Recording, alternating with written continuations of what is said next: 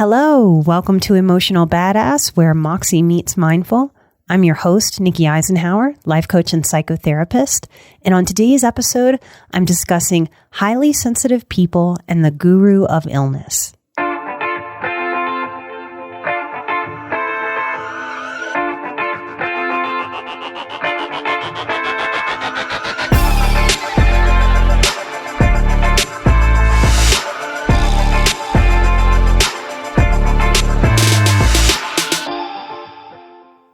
Hi, y'all. I'm sick. You might hear it in my voice. I'm getting over a head cold. And I want to share with you some struggles that are common for highly sensitive people when we get sick. I'm calling this episode Highly Sensitive People and the Guru of Illness. And a guru is simply a teacher. And I'm a believer that we don't so much need to go seek out a person as a guru. Life itself is the guru. Every single experience that we have, if we pick up a lens of life as the guru, we get to use that life experience as a teacher. So illness, for this episode, is the guru. It's our teacher. This is the third time that I've been sick since Christmas when I had COVID, and 2 of the 3 illnesses I've had this year have just kicked my ass for an entire month. And I know that many of you are in the same boat. And these are long-arm consequences from 2 years of limited human contact during lockdowns, because a human immune system needs constant interaction with bacteria and viruses to keep immune system muscles strong. And when we don't get that strengthening day in and day out from interacting with each other, our immune system is weakened. Just like if we are a weightlifter with big, strong muscles and we stop lifting weights, our muscles lose strength. Our daily human interactions and our earthly germs are important weight training for our immune systems to grow strong. So as all of us as a human tribe, as we reintegrate human beings with other human beings post-COVID lockdowns, whether the human tribe is conscious and aware of it or not, this is sort of the time when we're going back to the gym after a long hiatus. Every parent sees what I'm talking about proven in their children. When children first go to daycare or to school, we know as human beings that the kids are going to get sick because of exposure, and that this is necessary exposure for immune system building and health. So in a way, we're all sort of in the same boat. Our immune systems were clean slated, kind of like a new baby. And now we're all toddlers again, going to school for the first time together, and we're getting sick a lot.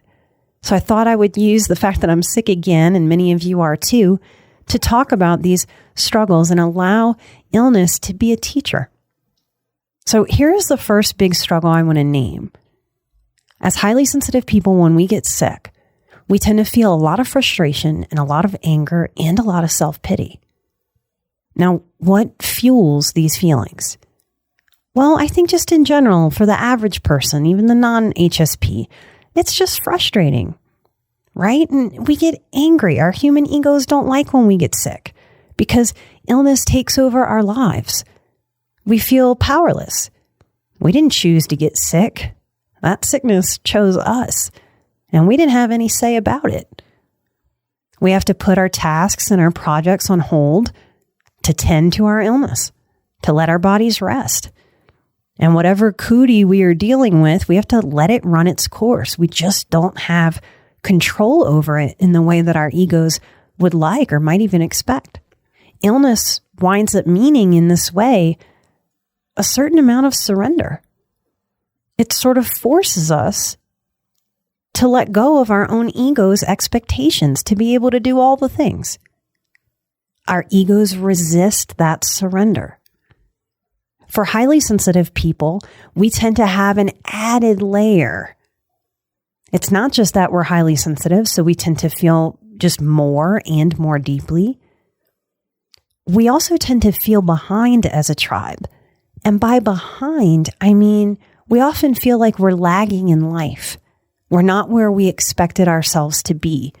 We're often annoyed, angry, frustrated, and grieving loss of time and energy and money and productivity due to the reality that we are deep people.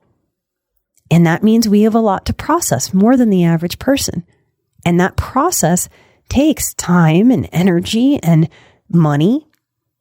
And if we add a traumatic childhood on top of our high sensitivity, then we also have experienced betrayal and trust issues and abuse and neglect. So we have even more to sort, to process, to let go of dysfunctional learning and learn new, healthier processing and learning, coping skills. And all of that takes time and energy and, yes, money to pay for therapy or supplements or physical chiropractic if we carry physical pain as a childhood trauma response.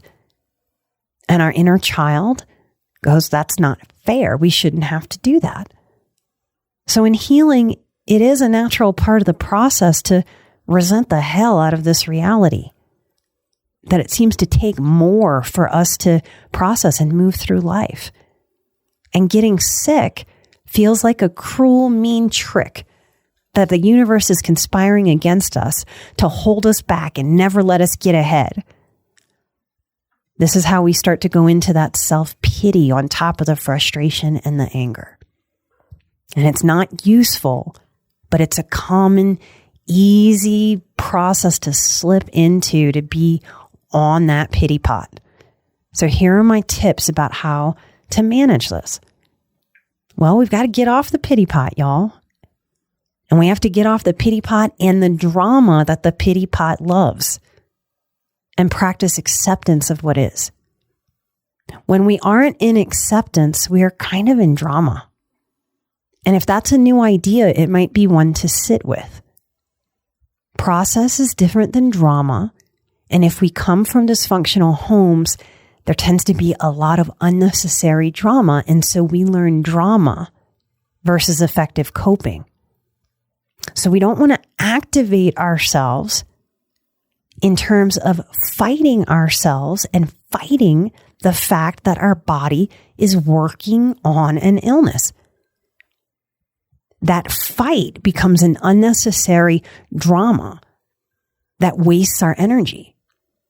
Not only is it unnecessary, it's not useful. It's a resistance that brings on more drama. It's a waste of precious energy.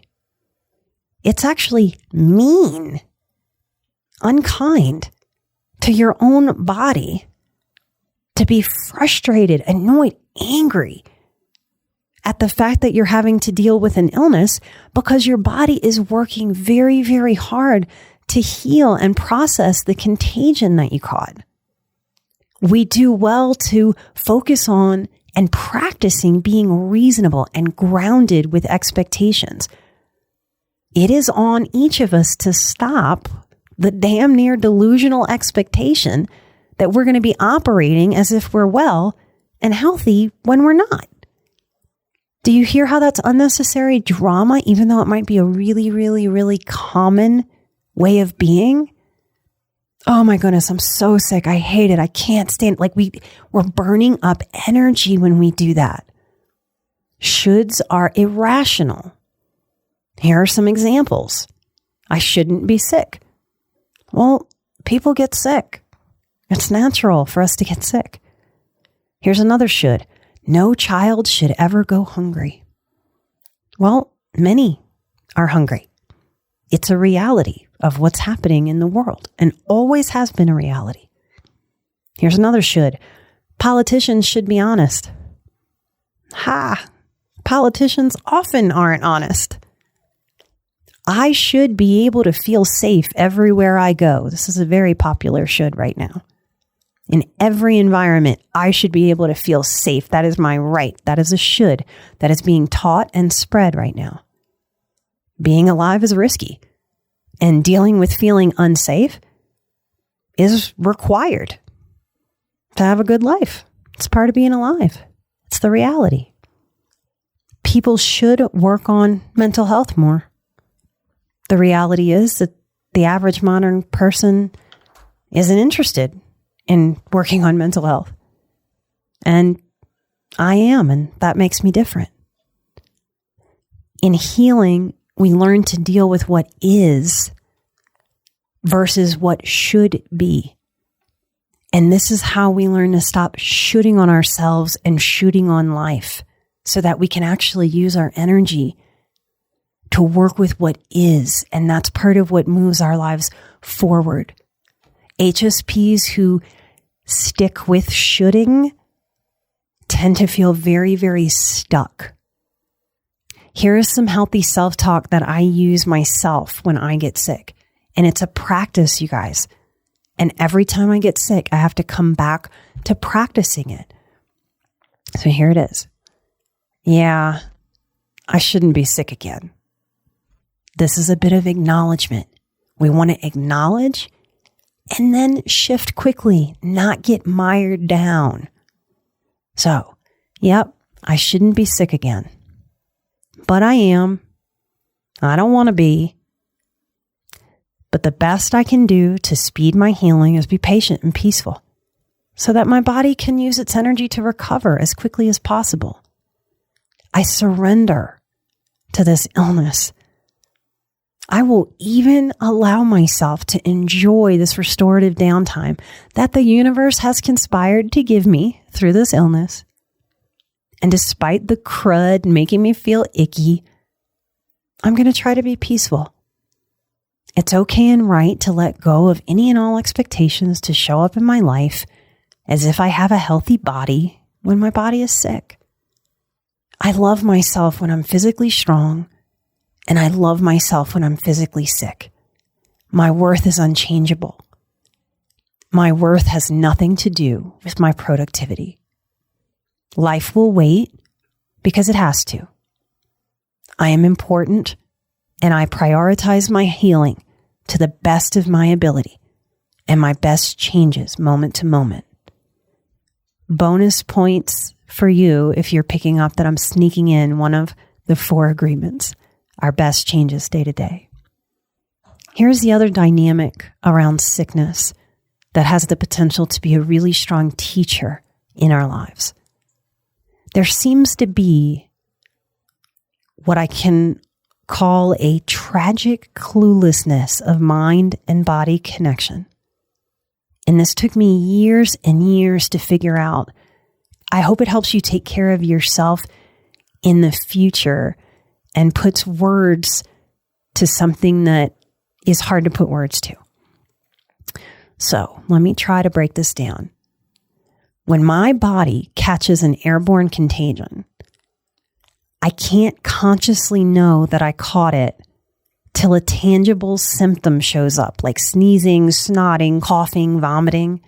The unmistakable signs that scream from body to mind, you're 100% sick. Yep, this is what's going on. Typically for airborne contagions, it takes about 3 days to work on the body long enough for those concrete symptoms to show up. And this is our body's immune system being affected and fighting during this 3-day-ish period. So stuff is going on in the body once that contagion enters and the immune response gets activated. It's our natural biological self-care, y'all. We often talk about emotional self-care. But this is our natural biological self-care. And y'all, it happens automatically. We don't have to hit a button. We don't have to stand on our head to turn on our immune response. It happens and we don't even know that it's happening until those symptoms emerge. And it's happening as one of the miracles of how our bodies work. This is what I have observed for many years in myself and other empaths and highly sensitive people. We tend to drive ourselves absolutely batty during this 3-day period where the body is starting its contagion fight. Because when that contagion hits the immune system, our system fights. It's attacking the body. It's getting tired. It's working hard. It's getting knocked down by that bug, that contagion, that virus, that bacteria. It gets fatigued and it gets suppressed. It gets depressed. It's working so hard. So as a tribe, highly sensitive people, we are a deeply feeling and sometimes moody tribe. This is just the type of creature we are. So when our immune system is working so hard and our immune system is kicked down and depressed, which means pressed down, like an ear, nose, and throat doctor uses a tongue depressor, depressor, to press down on the tongue to look at the throat, the contagion depresses our immune system as it fights. So guess what else happens? Our mood parallels this process and feels knocked down, depressed.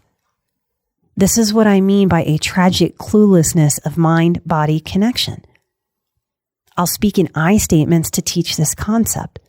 Our self-talk during this 3-day window where the illness is building in our body and our body is trying to fight that illness, they're having a little war inside of our body. Our self-talk says, ooh, I feel down. Something feels off. I don't feel right. Why am I feeling like this? What's wrong with me? I don't have a reason to feel like this. It's always something with me. I never have energy. I'm so behind in life. I just want to get ahead. I'm never going to kick this. The overthinking kicks in. Our anxiety spikes because we're basically criticizing ourselves for what we're feeling because we can't figure out the why about why we're feeling this way. This is how the physical depression of the immune system and the body working out that contagion creeps into our mood and then creeps into our self-talk. And since we're healing critical self-talk, our go-to is we become critical about feeling what we're feeling. I shouldn't be feeling this. Then our inner child, our inner psyche, starts to feel that old familiar anxiety and depression from that critical voice. And this starts to happen in our mood while our body is having a hard time. There's a catch-22 in process that highly sensitive people tend to fall into. So as our self-talk is rolling out the way that it rolls out and the way I'm describing, our anxiety builds because the self-messaging is basically, I'm doing something wrong because I feel off. If I was doing the right things the right way, I would feel right. Therefore, I am wrong. And I'm going to use this as proof that I am so broken. I am so unrepairably broken and screwed up.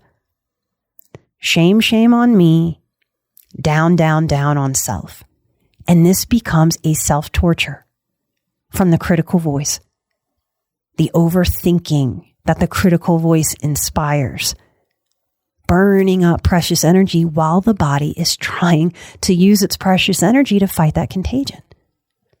And I have done it myself and witnessed so many sensitive people giving themselves this specific type of hard time internally during this window of becoming sick.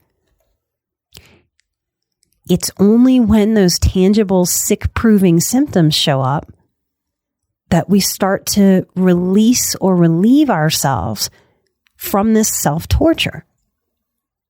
To manage this, we have to get smarter than this trapping dynamic and learn how to offer ourselves something like this if we want more peace, more ease, more self-respect, and more healing kindness for ourselves from ourselves all the days of our life, but particularly in these moments where we feel down and we don't know clearly why or where it's coming from or what's sparking or stoking it.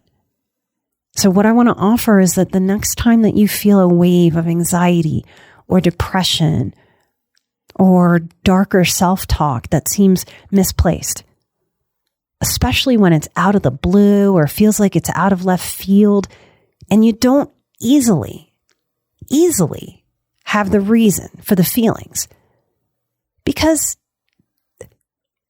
we can start to accept that we're good observers. We can start to trust that about ourselves. And most of the time, we really do know why we felt a kick to our mood or a spike in anxiety. Maybe it's because we spent time with an energy vampire. Maybe we had a really crappy review with a boss. Maybe we just got stuck in traffic, or we're hormonally cranky.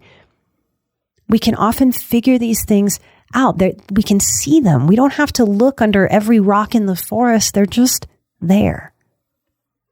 So when you don't see why, when you don't have that explanation, that answer that your ego wants, consider this self-talk instead of old, familiar, hole-digging self-talk. Okay. When my mood shifts downward for no apparent reason, for now, I can settle on I might be getting sick as the answer that my ego so wants. Let me rest, slow down, eat well, and be very good to myself. Let me just surrender to feeling crappy for a bit, trusting that like all feelings and seasons, it'll surely shift. I can be doing all the things right and still feel kind of crappy. I can surrender to that too. All moments pass. Basically, what I'm trying to teach and show you and give to you is a practice of allowing the feelings without connecting to a story of how you must be failing or wrong. We are traveling this lifetime in very complex mind, bodies, and spirits, and we're interacting and relating to a countless number of other people and dynamics in their complexity, in their psychology, their minds, their bodies, modern stresses. A big part of internalizing healing, getting it out of the head, into the heart center, into heart knowledge, and into the body so that you can actually feel the relief that you want to feel, is in starting to allow that the natural spectrum of feeling is in part the uncomfortable feelings.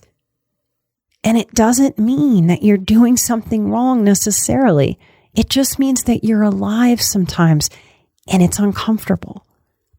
Can we just allow ourselves to go, wow, I don't like how I'm feeling right now. It's uncomfortable. Trusting that it will shift. Instead of creating that self-talk drama of what if, why, where, a billion questions, just to soothe the part of our ego that wants the control of knowing what the thing is. Because we're not going to be able to have the kind of knowing that the ego wants and expects and sometimes feels entitled to. It's why we say people with an entitlement problem have an ego problem. You, me, all of us, we have the opportunity to use those strange waves of down feelings from out of nowhere to invite more practice of self-kindness, of being with ourselves, of practicing presence, of letting go of desperation or pressure. This has helped me, this mind shift has helped me and many others I've worked with flow more with what we can't control.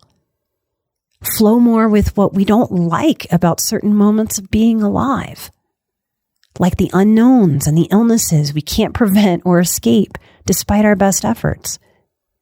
An illness like a cold, a flu, a stomach bug might just be, if we allow it to be, fantastic gurus for teaching us how to go with the flow, how to surrender to what we can't control, how to grow stronger in allowing flow within the unknown versus that ego's obsession with needing to know.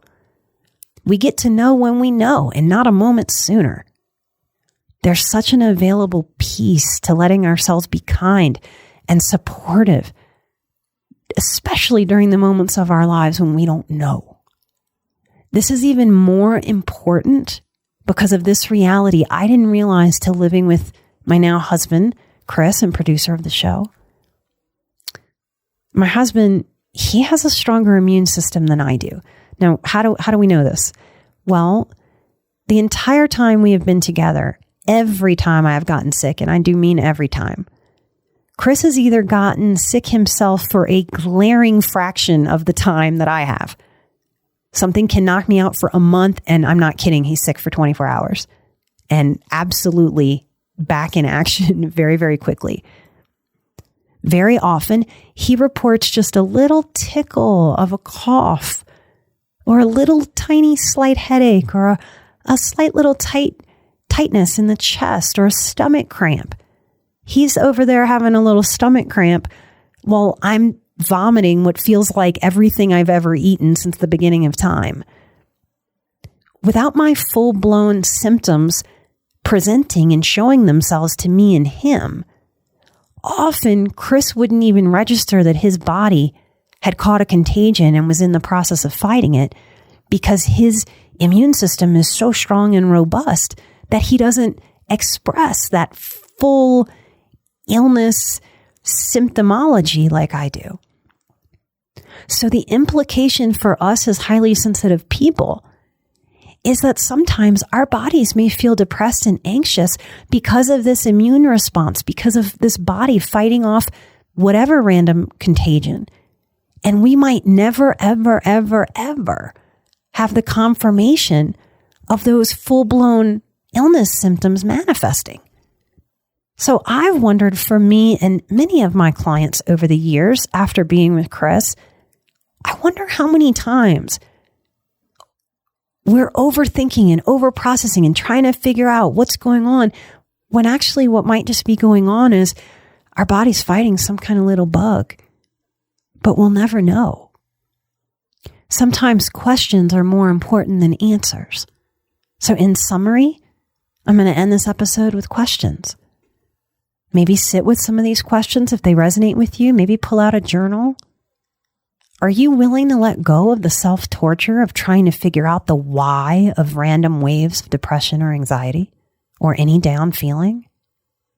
Are you willing to consider that your mood may be responding to a bodily process versus an emotional trigger?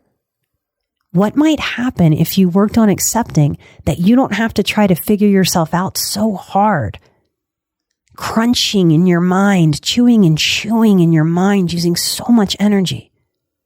What might happen if you worked on trusting that most of the time, if it's an external trigger, you see it, you sense it, you name it, you know it? What might happen if you allowed this practice of allowing and supporting versus figuring, thinking, or self-critically shaming, obsessing, and letting the ego drive your self-talk? I hope there's something in this episode that helps you understand yourself with more depth and hold yourself with more respect and care, more ease, more peace, especially if you are healing from a dysfunctional childhood.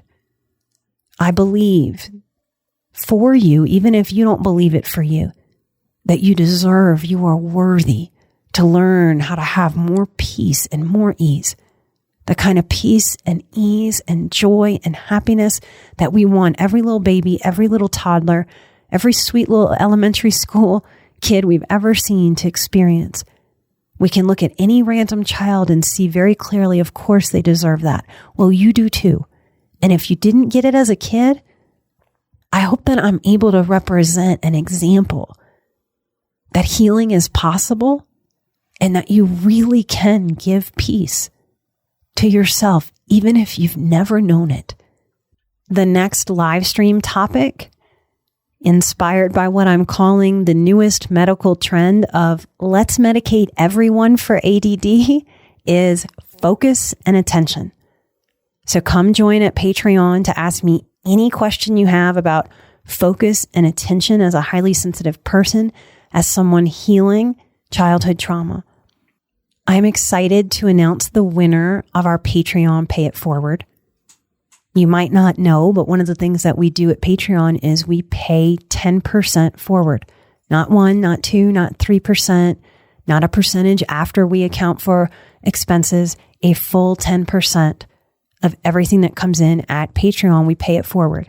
And we've paid it forward since the beginning to many different organizations over the years, sometimes individuals who are struggling. And I've always chosen it. This time was the first time that I gave that to our Patreon members. And you guys got to vote between the two organizations, Let Grow, which is a fantastic organization that is working with schools and educators to really grow personal responsibility, self-worth, and self-esteem through experience in children, something that is so needed right now. And Raising Men and Women Lawn Care Service. Now, I know that sounds a little strange. It's a lawn care service. How is that an organization that takes donations? But what Raising Men and Women Lawn Care Service does is it challenges children to serve in their community. Single moms, the elderly, people who are ill, people who are really in need, to do lawns, to mow their lawns, to connect. This gives kids skills like reaching out, a sense of community, a sense of purpose, a sense of generosity and giving back, taking care of each other, little entrepreneurial spirit. So find out more about each of those organizations if you're interested. They're both fantastic. And the winner, it was close for a little while, but about 60-40 was the split. The winner is Raising Men and Women Lawn Care Service.